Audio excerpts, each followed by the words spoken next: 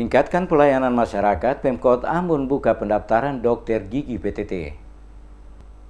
Pemerintah Kota Ambon melalui Dinas Kesehatan membuka peluang pekerjaan pegawai tidak tetap daerah khususnya bagi tenaga dokter gigi untuk ditempatkan di 7 puskesmas yang ada di ibu kota Provinsi Maluku ini. Pengumuman penerimaan tenaga dokter PTT dibuka sejak 9 hingga 15 Oktober mendatang. Dokter PTT akan dikontrak selama 2 tahun. PLT Kepala Dinas Kesehatan Kota Ambon Nur Hayati Jasin mengatakan penerimaan dokter PTT daerah tersebut sangat dibutuhkan karena ketujuh puskesmas yang ada di Kota Ambon tidak memiliki dokter gigi. Puskesmas tersebut diantaranya Puskesmas Amahusu, Poka, Ersalobar maupun Puskesmas Urimesing. Menurut Nur Hayati, mengingat tidak ada perpanjangan kontrak dokter PTT sehingga pihaknya mengambil langkah untuk mengisi kekosongan tersebut dengan membuka pendaftaran dokter PTT daerah sejak 9 hingga 15 Oktober 2017 mendatang. Menurut Nur Hayati, mengingat tidak ada perpanjangan kontrak dokter PTT pusat, sehingga pihaknya mengambil langkah untuk mengisi kekosongan tersebut dengan membuka pendaftaran dokter PTT daerah sejak 9 hingga 15 Oktober 2017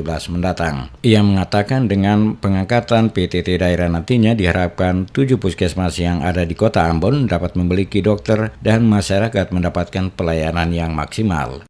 Membuat penerimaan dokter PTT Kota untuk menutupi kekurangan dokter yang ada di puskesmas. Untuk itu kami berikan pengumuman kepada masyarakat, ada dokter gigi yang belum menjadi dokter PNS atau PTT yang sementara ini, itu kami minta untuk bisa menjadi dokter PTT Kota untuk menutupi kekurangan yang ada di puskesmas.